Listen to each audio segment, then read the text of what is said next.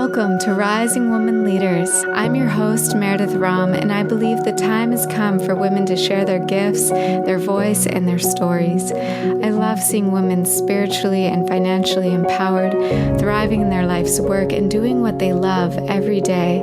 I've gathered a community of women living their dreams to tell us their stories and inspire us to step into more courage, self-love, and feminine leadership. If you like this podcast, follow me on Instagram at Rising Woman Leaders and sign up for email updates at risingwomanleaders.com. Now get cozy with a journal and a cup of tea. I hope you enjoy today's show. The Rising Woman Leaders Priestess Initiation Program is now open for enrollment and spaces are already filling up. This is a feminine leadership initiation, a high priestess sisterhood, and women's circle facilitator training program. It's 10 months long, primarily held online, but does include a 4-day closing retreat in Sonoma County, California. Join us on a path of devotion, beauty, and service as we go through a series of initiation gateways to claim your role as a priestess. We'll join together to reveal a deeper meaning of existence and anchor into our living as an embodiment of love to serve our planet and future generations. We'll be exploring themes of femininity, devotion, wildness, compassion, boundaries, prosperity, service, love, vision, and leadership. Some highlights of the course curriculum includes having 7 private healing sessions with me, where we can look at womb healing, leadership skills, how to step more fully into your dreams, your goals through mentorship. We'll have group calls every month and training modules where we'll explore energetic clearing, the wheel of the year, astrological foundations, womb healing, forgiveness, stepping into the beauty way, creating a temple of your body, your home, fertility, sensuality, love, intimacy, creating a daily sadhana practice, deepening your connection with the dream world, the power of prayer, healing your relationship to money, opening up to receive more deeply, feminine abundance and magnetism. We'll be stepping into the themes of sacred mission and activating your voice, refining your contribution in the world, as well as learning how to facilitate women's circles. We'll have time for exploring release and renewal, creativity, stepping into your soul essence, and writing your vows to claim your role as a priestess. There will also be 7 guest mentors throughout the program, one of them being Halo, who is today's interview. I'm so excited to introduce you to her today. One more note for you is that there's still space in the Wild Heart Women's Retreat on the Big Island of Hawaii this April 17th to 22nd. There are just a couple spots remaining, and if you feel the heart call at all, would love to connect more with you. The early bird pricing ends February 15th, so if you've been thinking about it, I definitely encourage you to submit an application so we can connect more. Just go to risingwomanleaders.com/retreat for more info. And if you're interested in the Rising Woman Leaders Priestess Initiation, all the details are up at risingwomanleaders.com, where you can find more info on our website. I hope you enjoy today's show.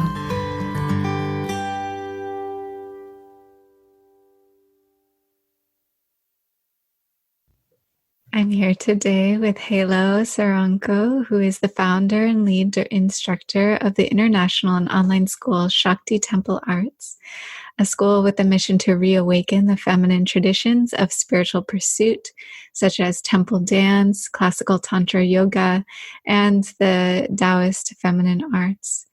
Living between the Holy Land of India and the USA for the past 10 years, Halo has been bridging the worlds by bringing ancient traditions of Shakti embodiment to the West. While in India, she studies classical Indian temple dance, tantra, yoga, and goes on extensive pilgrimages to sacred sites of the goddess. The mysteries of the feminine and of the womb have been her guiding lights upon her quest for deeper and deeper embodied understanding of the goddess.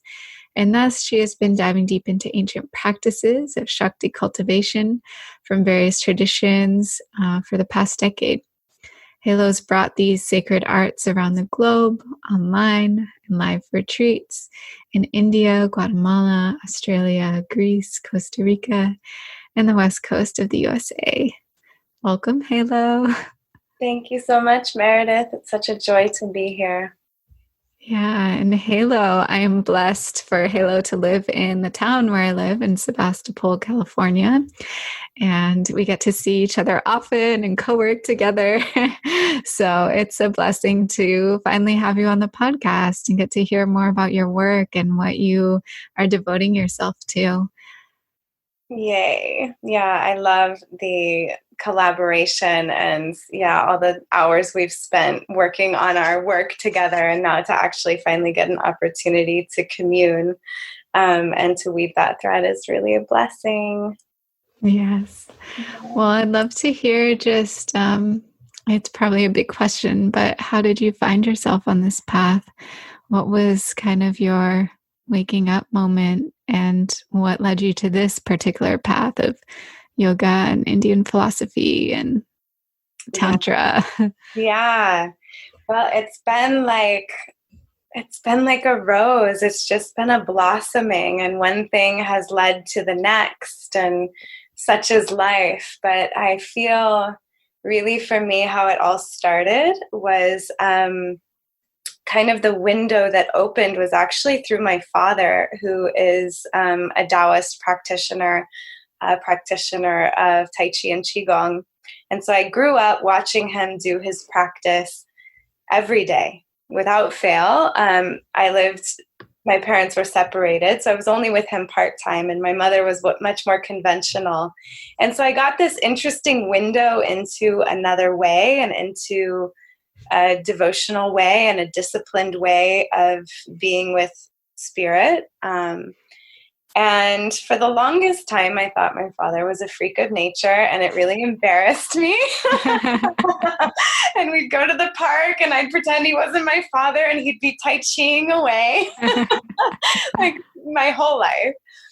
And then when I was probably 14, something just like started to awaken in me. And it started for me kind of as like an interest in health and well-being, physical health to start with. And just like I was really into hiking and going out into nature, and I'm a Pisces, so I've always had this creative spark. And I really, something clicked in my mind that what my father did, he might be onto something. And so at 14, I asked him one day, probably much to his great joy as a father, if I could come to one of his classes.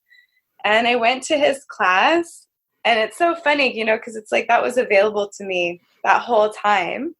But I had to come to it. I had to drink from the well. It's like you can lead a horse to water, but you can't make it drink until it wants to. And so something shifted at 14, and I wanted to drink from this well. And so I went to my father's class, and I literally felt energy for the first time in my life, like between my hands, and like Qigong awakened kind of the unseen realm in a way that it hadn't been before.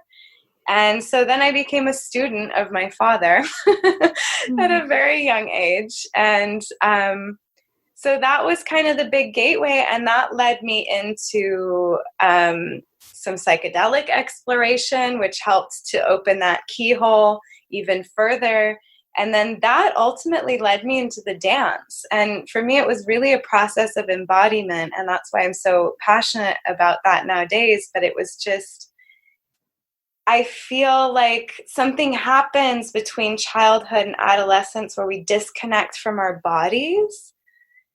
And it brought me back to my body. And, there's all this self-consciousness. Like when I was younger, I'd go to shows, and, I grew up in Boise, Idaho. There might be some head bobbing, but that was about the extent of it.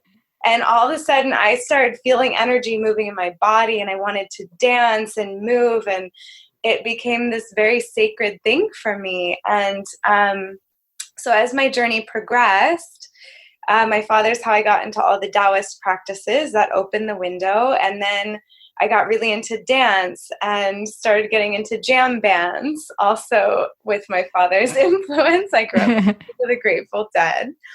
And then I got into the festival world and saw fire dancing and I was like a professional fire dancer for a while. And all of that led me eventually to India. So I was doing the fire dance, and then I wanted more like actual dance training because I'd never had that before in my life.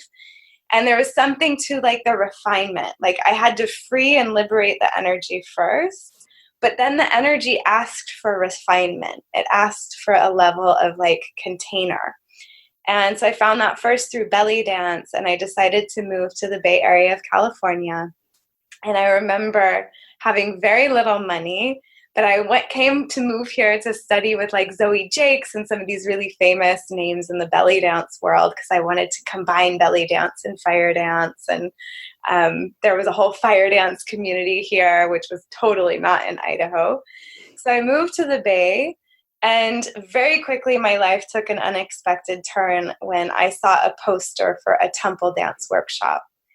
And dance had always connected me to the cosmos. It was like my bridge from the earthly realm to the cosmic realms, and in and through the body and the way the energy moved. And when I read temple dance, something, I'm getting chills even right now talking about it, something like clicked. And I hardly had any money. I was living in an attic of a friend's house in Berkeley while I looked for a place and a job.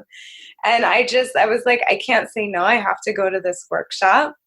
And the woman who was teaching it became a dear friend of mine. Her name's Tenley Wallace. And she just gave this little taste of classical Indian dance called Odissi, just a little taste. And that little taste was all it took to get me on a plane within 6 months to India. And that was 2010.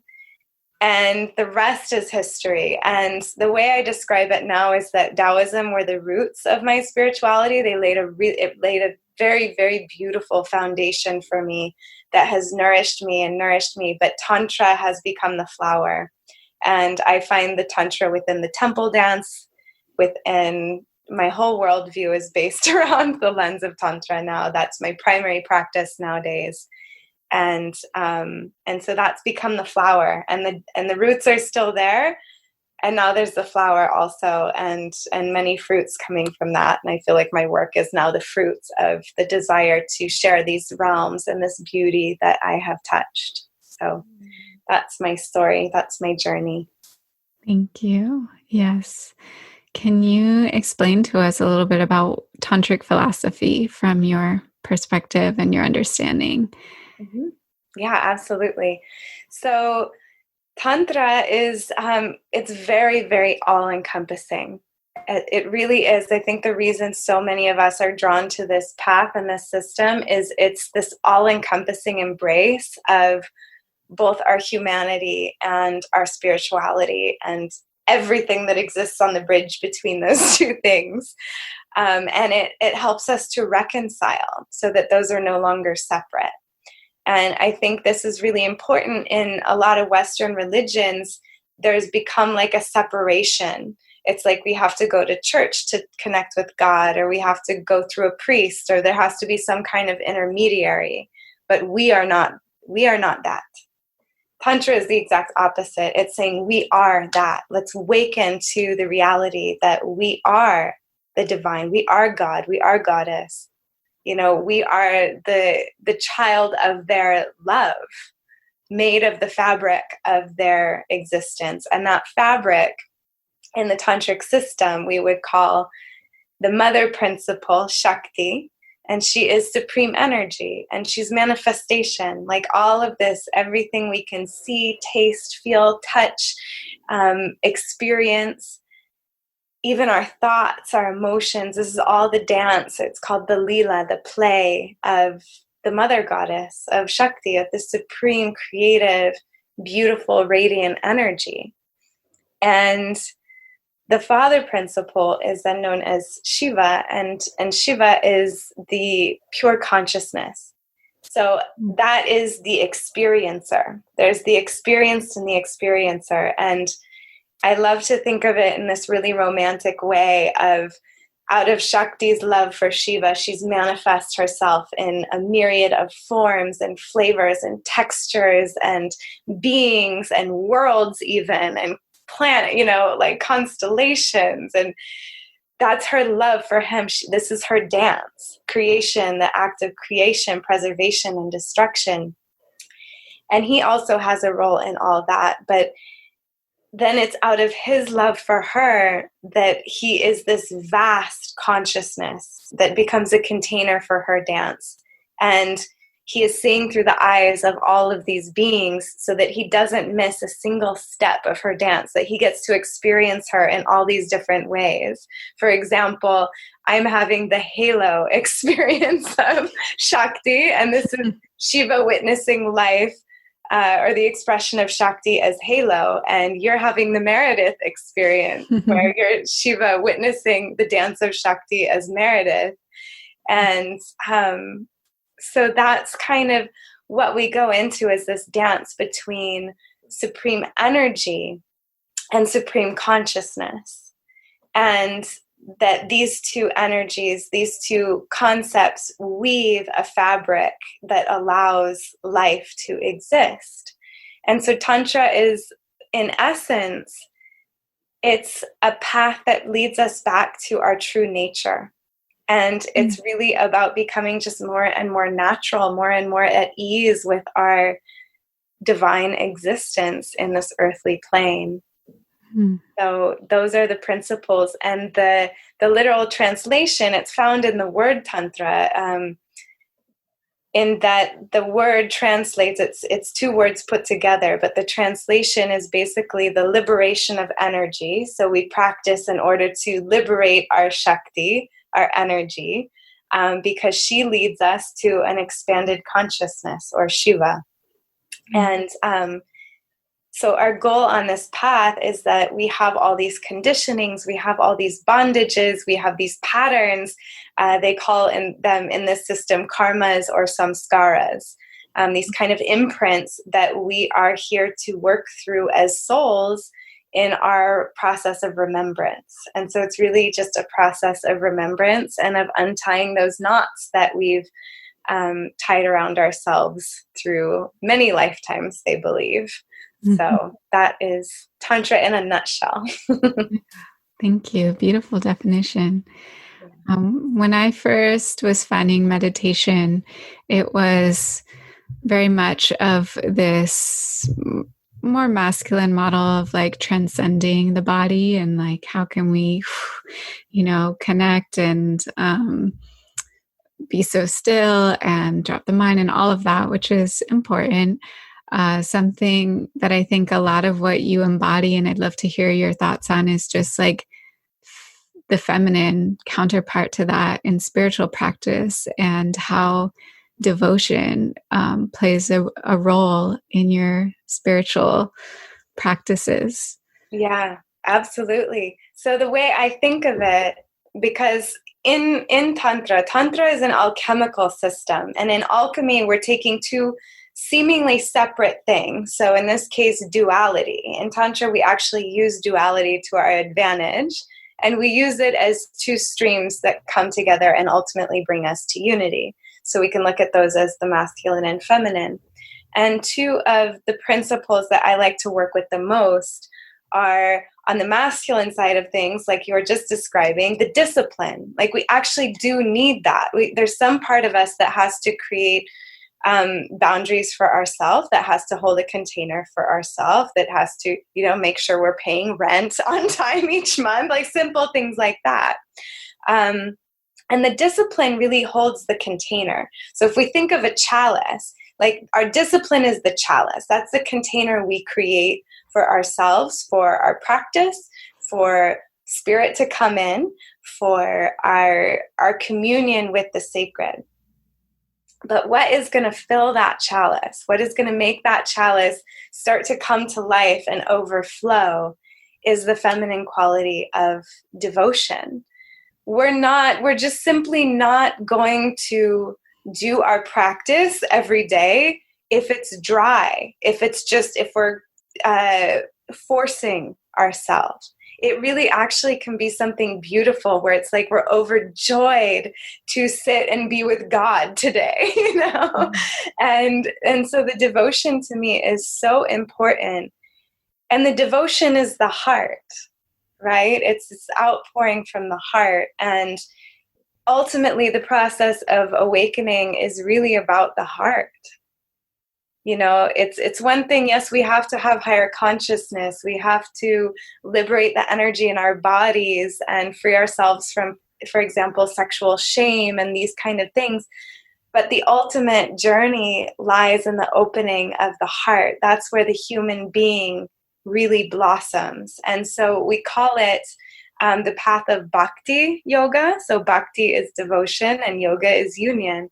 So it's using devotion as the way to union. And I find that this is a much more resonant path for those of us that resonate or identify more on the female, or not even female, but the feminine side of the spectrum.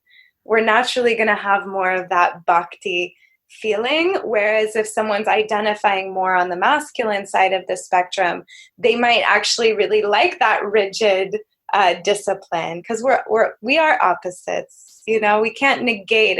We're not going to say that opposites aren't real in Tantra. We're going to say, oh no, they're real, and let's use them to our advantage. You know, for me, I can't always force myself to sit and meditate, but if I dance first and get the bhakti flowing, or if I have a vision, you know, in Tantra we use a lot of visualization. So if I'm visualizing the goddess and I'm seeing her beauty and her shining eyes and all of her ornaments and her long flowing hair and her energy and maybe the weapons she's carrying or the lotus flowers and the pot of gold that's spilling out, it's like something about seeing that spark something. It's no longer a dry experience. It's an experience of fullness. And so we start to overflow. And in Tantra, there's different lineages, right? And so you can be oriented more in that masculine side. And we call that, one of the systems is called Kashmir Shaivism. So it's more focused on the Shiva side. But even they have, it's like you'll meditate on a peacock feather. It's like, can you see God when you're meditating on a peacock feather? It's like this gorgeous, just like, yes, please. For those of us that have those kind of melting, oozing hearts, this is just such a beautiful path. And then on the Shakti side of things, it really is about that bhakti and that devotion.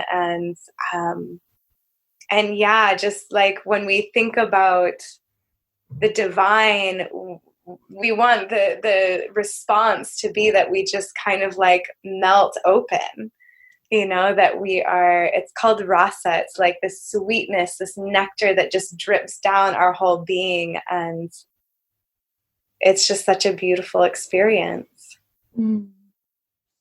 My experience of you is that you have a real balance of that feminine and masculine, and like there's this structure and the discipline that comes in time, and especially with your dance practice or your spiritual practice or the pujas or all the things, but within that, it's like the feminine is really blossoming and able to flow. And so I wonder if you want to speak more just about like uniting that inner king, queen energy. Yeah, tell me more.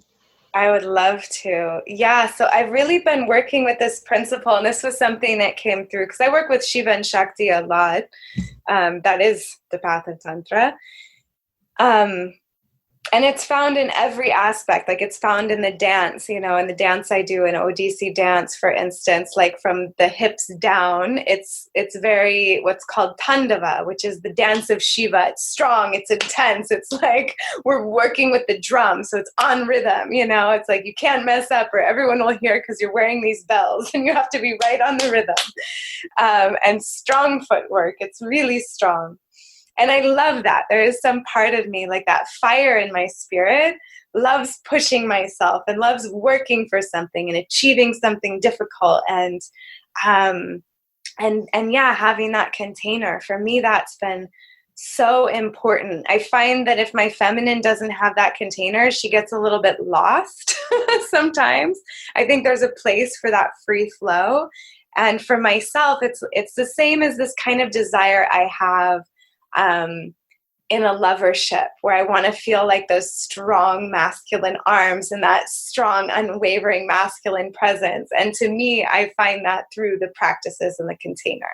So then in the dance from the waist up, we have what's called the lasya, and it's the dance of the goddess, and it's sweet and flowing. And so the torso is flowing side to side, the head and neck are flowing side to side. We're doing these side to side movements with the eyes that they affectionately call the sidelong glance, because in India, if you're flirting, you're always going to be just kind of out of the side of the eye, like not obvious and straightforward like we are in the West. It's very like cute and innocent, and sidelong glances. And so, and we're using the mudras and we're expressing. And so there's something so beautiful about being carried on that strong footwork and then having that flow. And then what starts to happen is the energy in the body starts to flow, and you start to feel the emotion, which is also part of this quality of the feminine, is that's the bhakti. So that starts to pour out of the container of that dance. And to me, that's what makes it just so beautiful, is it's such a union point of those two pieces. But so the principle that I've been playing with as we stepped into 2020, this really came through, is how important it is on the planet at this time that, you know, I feel like the patriarchy is real. We've been in this kind of more masculine, and it's been a distorted masculine also. It's not even the true, pure masculine, but this kind of distorted masculine paradigm. And so the scales leaned too far to one side. And then simultaneously, we're seeing as a result of that, it's what we're doing here right now, but this resurgence of feminine energy and this reclamation of power and validity is really what it is in the feminine, that like, this is important. In fact, this is life. This is the blood. And look what's happening to our planet when the scale tips too far to one side. You know, this is why our mother planet is dying.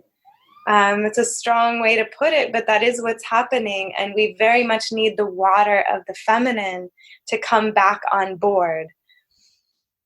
But the ultimate goal is not just, you know, now let's swing to the other side of the pendulum. That's not going to do it either. That's just going to be further imbalance. We really need these two to come together in harmony. And harmony is, when we think of harmony, when I think of that quality, it's beauty. When we experience something that's beautiful, it's because it's harmonious. There's a resonance, there's a coherency. It's like from chaos to order. Like there's this orderliness. And it's that experience when we're with a lover and we're feeling just so deeply seen, and we're seeing deeply, and the love is flowing, and there's just this harmonic resonance happening between two beings. And this is what we're ultimately looking for within ourselves. And the tantric path is first and foremost an internal alchemy that needs to be attuned before we start practicing. Well, not necessarily, but that's our first orientation. And then we use that in our external relationships. So that's maybe with our beloveds, but it's also with our friends. It's with our children. It's with our families. It's with our environment. It's with the animals. It's with the plants. It's with the earth. And so the concept that came through was this like inner king and queen, like really taking their seat. Like, okay, we identify with the feminine. That's great. But not just like, I am a queen and I'm taking my seat, but like, no, my inner queen is taking her seat next to my inner king who's taking his seat. And that really this is the next step for us, is that we need these two to claim their domain, their dominion within us, so that they can rule together and in harmony and in mutual support, and that we stop this war of duality.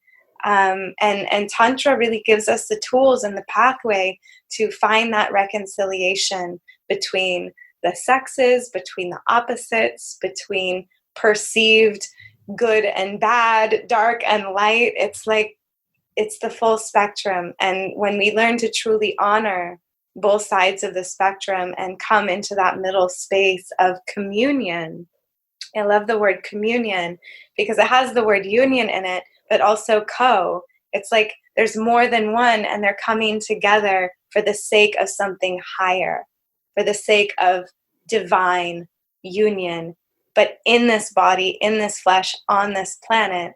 And I truly believe Tantra is the bridge that we can bring the remembrance that heaven is already here on earth. Mm. Thank you. Yes. And I want to, because it's so beautiful how you're describing all of this. And if we were to like bring that even more onto the earth plane and to describe that to someone, like, what does it look like in your day or in your life, like for your inner king and your inner queen to be taking that seat together? Like, could you give us an example? Yeah, absolutely. So one of my really big passions with Shakti temple arts is, so first of all, we have to kind of step back into that witness space here and there and see, okay, where in my life is there out of balance? Where am I leaning to? And what could be a correction I can do to bring more balance?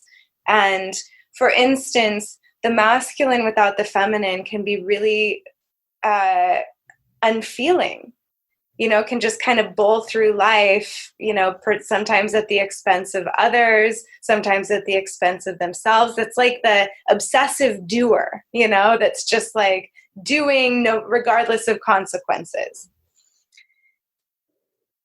But then on the other side of the spectrum, if we're like overly on the feminine side, we might not get anything done in a day. We might just, and it's like we do live in this world where it's like the doer and the beer need to be in balance. And this is like really what it comes down to in the practical to me that these days is balancing the doer and the beer.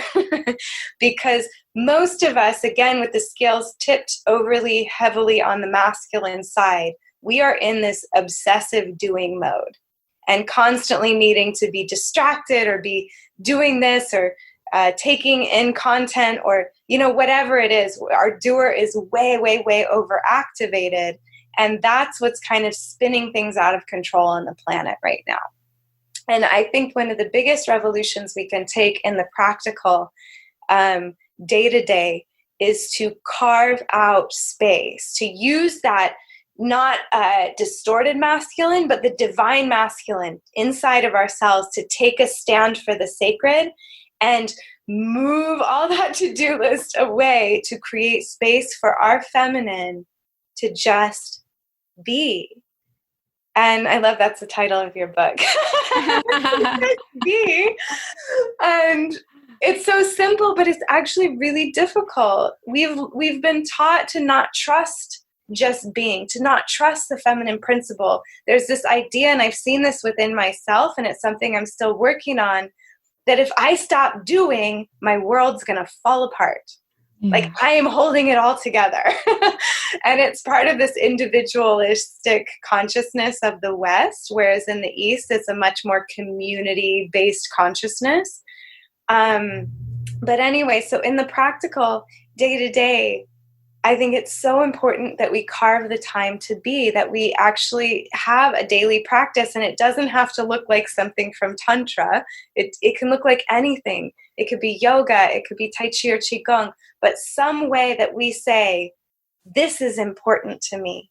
The quality of my being is important to me, equally as important as the quantity that I get done in the day. And so how can I carve that space?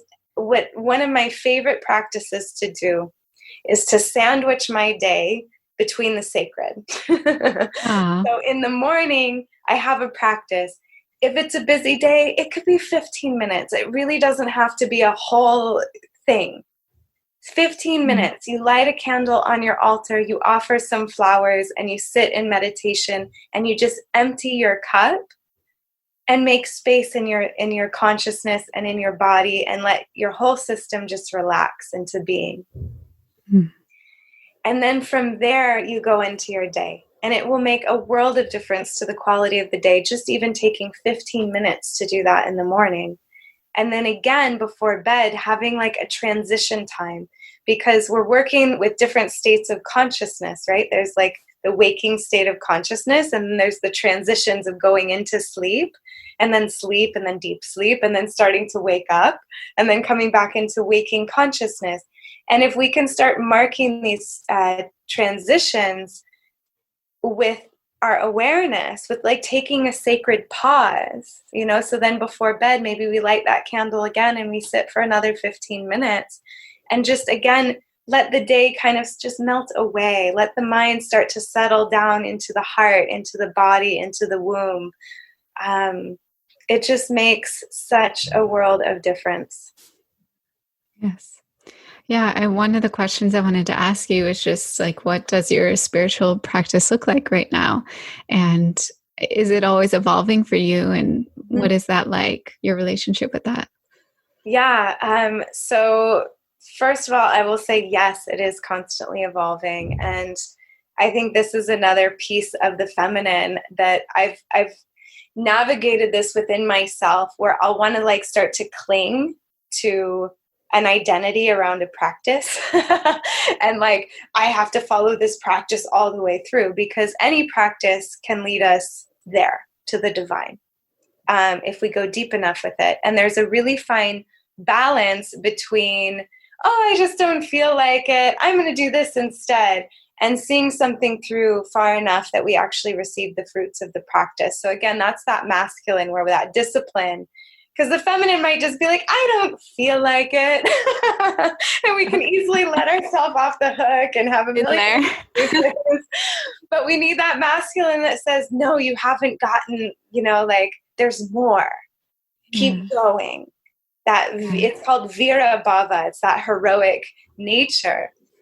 And so, but that at the same time, we don't want to become too rigid. So here's another place we find that balance, where we're constantly changing, and ideally these practices are evolving us. So if we're evolving, is the same practice we did 10 years ago necessarily going to still be accurate?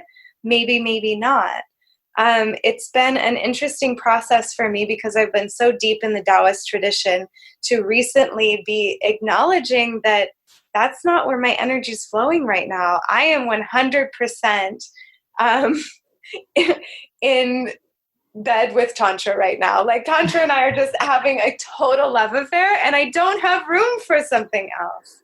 And besides the dance, which I find also connected. So right now, my practice looks like, I'm in a deep sadhana right now. I have a teacher, and so I've been in a long sadhana for the past year, and I'm going to keep going with it because it's been so fruitful for me. So right now, my practice looks like every morning, and it's changed depending on the sadhana. So in Tantra, we do something called sadhana. This is the main practice of Tantra, and sadhana is like a disciplined daily practice. So when you commit to a sadhana, you're actually committing to a particular amount of time, over a particular amount of days, and we do every day. So this is that hardcore part of me that just loves this. I'm like, yeah, I'm going to do this every day for 44 days.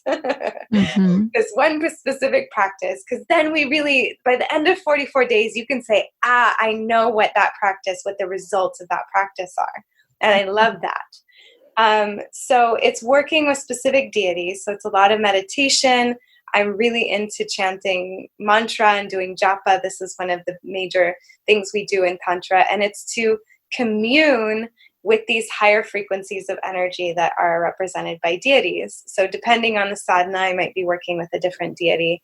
And that's been super rich for me. So lately it's been a lot of that. So it's a lot of sit down practice, actually, which I wasn't ready for before. There was a time where dance was my number one practice, and I injured my knee, actually. And this was one of those like seeming adversities turning into a blessing. I was so curious about the tantric path, but I couldn't have done it back then. And so I got little breadcrumbs. And then when I was finally ready and the knee injury opened this door, Ma, Spirit, the mother, opened the door and she's like, okay, now you're ready for this. Here's the teacher. And I'd been waiting for a teacher for years. And so it's like, there's a ripening that happens. And so now I'm with that teacher and I'm working and doing these sadhanas. And then I usually do an asana practice after that to integrate the energies from the sit-down meditation practice with the deities. And then later in the day, I might do my dance. I'm kind of weaving these different threads in, but that's mainly it right now. And then in the evening time, I just do a very simple meditation. And I'll actually share here for the listeners one of my favorite meditations that really helps anchor in this bhakti. And it's called Hridaya meditation. And it's just a simple thing you can do before bed or first thing in the morning. And you just simply sit and drop your consciousness into what's called the Hridaya, or the seat of the spiritual heart. And so you drop your consciousness down to the center of the chest, but then just a little tiny bit, like a finger width to the right side, just a little tiny bit. And there's this special place there. And just trust yourself, trust where your awareness feels comfortable landing, and just meditate in that space. And it is so beautiful what comes from that. So that's one of my favorite evening practices right now, is just to meditate in the Hridaya, and the spiritual heart. Thank you for that. It's beautiful. Yeah. And I know a conversation we started to have a few weeks ago, co-working together, was about the priestess. And that's really alive for me, because I recently led a webinar on this, and I have just been asking women, like, what does that role mean to you, and what is that embodiment? And it's interesting too. I feel like it'd be interesting to hear your perspective of just being so drawn to the Indian traditions, and like how the role of the priestess has come through in your life. And are there, do you also feel drawn to the other types of priestess traditions of, Celtic or Egyptian or, Judaism? They're all different kinds. So I'd love to hear just a little bit of what the role of the priestess means to you and how that comes through in your life. Yeah. Oh, I'd love to share. Yeah. So that's been a deep path for me for many moons now. I was actually initiated into the 13 Moon Mystery School by my teacher, Ariel Spilsbury, in which there's a full array of archetypes that we work with. And frequently, she says, so we work with 13 moons, 13 different archetypes, all kinds of different goddesses and gods fit into those archetypes. And, generally we have a specialty in the priestess path. Like there's just something that we're extra like gifted in, or a specific frequency that we just naturally carry. And I think this is our greatest gift as priestesses, is to find out who we really are, because this is one of the beauties of Shakti, is that she loves diversity. She's manifested in a myriad of different forms, a myriad of different beings and women in this case, and expressions. And I think we can so easily get caught up in, oh, I want to be like her, or, this kind of like competition comparison thing. And it's the exact opposite of what Mother has in mind for us, which is for us to really find out where our seat. I like to have this visualization of the temple pillars. So women sitting in a circle, and we're each claiming our pillar and finding our seat. But based on our essence rather than our ego. And that's a big discernment piece for me when it comes to what is a priestess. And when we are in the orientation of the priestess, we are functioning from essence rather than ego. And we're doing a lot of work to continually distinguish between those two, and allowing more and more and more in our lives the essence to lead rather than the ego. And one of the ways we can know if the ego's on board is the ego likes extremes. It's very into self-deprecation. Oh, I'm not good enough, or oh, I'm this, or this trying. There's struggle there. There's a lot of effort involved when the ego is trying to make something happen.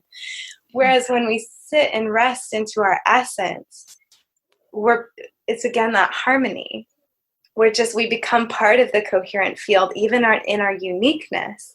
And we kind of get to know ourselves from the inside out.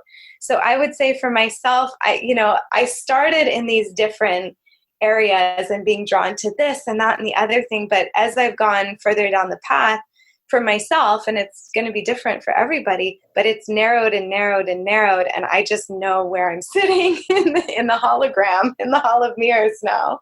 I know where my pillar is. And it's at this point, I'm fascinated by Egyptian mythology and the priestess arts. I'm fascinated, and I have a deep resonance with like the Magdalene and the Rose lineage. But my seat right now, and it could always change, and this is part of the priestess, is we're always listening and we're allowing something greater to move us and to move through us and to inform us and to guide us. So I'm not going to say, here I am, I found it, aha, I'm here forever. I don't know. I'm just following the breadcrumbs. But right now, the breadcrumbs have me very clearly in this particular lineage, in these particular traditions. India is my motherland. I really feel she's my soul home. I think I've spent many, many lifetimes in her embrace. I just love, and I'm so full with that there's not a lot of room to do anything else, to go anywhere else, to add anything else. I'm just drinking in the fullness of that right now. So back to just the definition or the embodiment of the priestess, I really feel like the priestess is here to serve. Like that is the orientation of the priestess, is we're here to serve love. We're here to serve beauty. We're here to serve truth. We're here to serve that harmony. We're here to serve that balance between the masculine and feminine. This is one of the greatest pieces that we're all being asked to tend to right now. And so that's the orientation, and the role of the priestess is just like we were speaking at Wu Wei Meredith. It's just so important at this time because we're being called to steward the awakening of humanity and the honoring of our embodiment and of the earth and of the elementals, and that more harmonious way of communing with all that is. Yes. Thank you. Yeah, we each have our unique essence to bring. And I love that it's like to drop the competition and to just continue to ask, like, what are the breadcrumbs that are being presented to me, and how can I follow that and deepen even more into what is true for me? Yeah. Yeah. Well, I'd love to hear just what's coming up in your business, what you're excited about, anything that's on the horizon. Yeah, many things are exciting on the horizon, actually.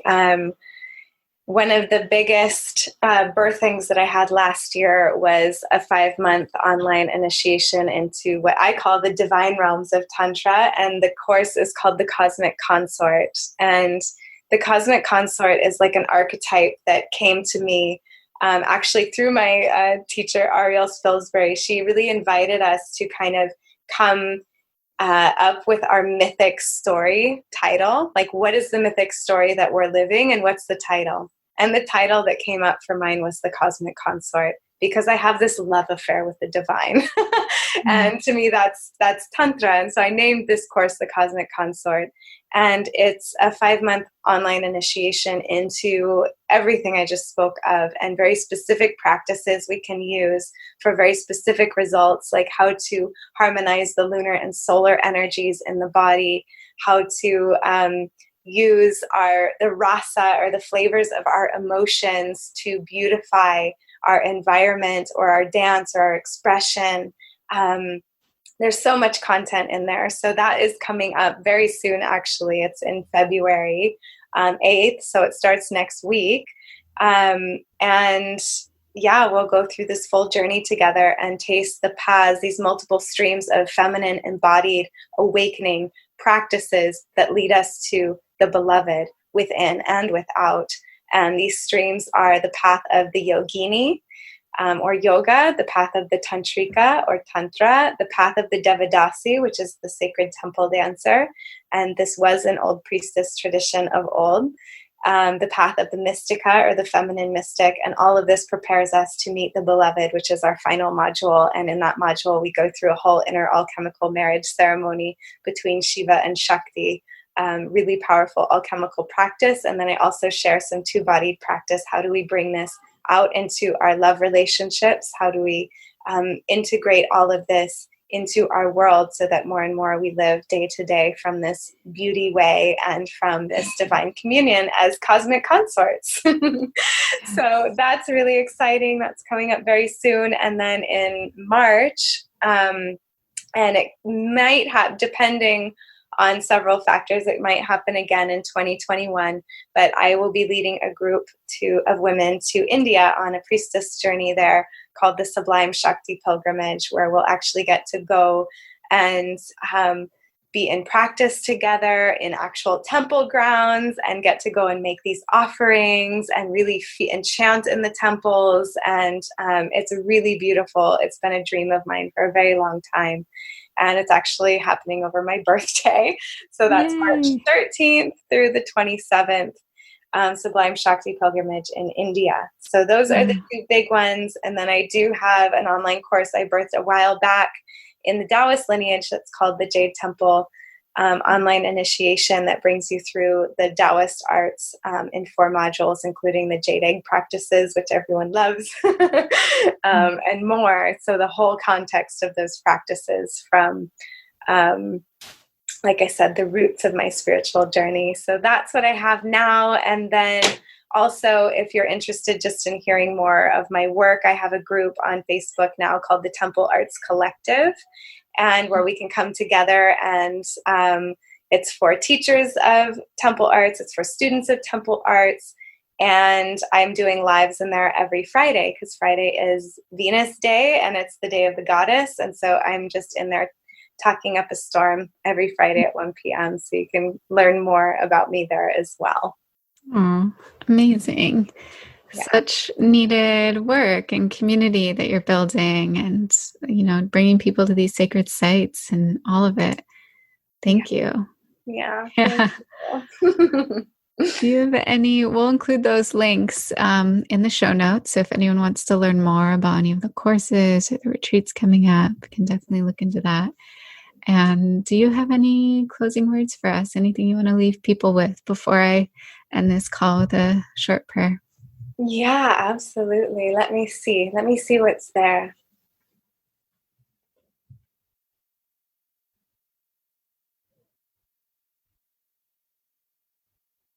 I want to speak about the water of stillness. And again, just giving a little bit extra emphasis to the importance of taking time every day in whatever way suits your particular essence that we spoke about, to carve the space to just really commune with yourself, to commune with that spaciousness and that silence and that sparkling champagne radiance that exists within you, that connects you through the inner space to outer space and all of existence, in whatever way feels good for you. So just letting that be a part of the revolution. I feel like the revolution of our evolution can be as simple as that, just carving more space for the sacred. Thank you. I definitely feel inspired to put a little more structure around the morning sadhana.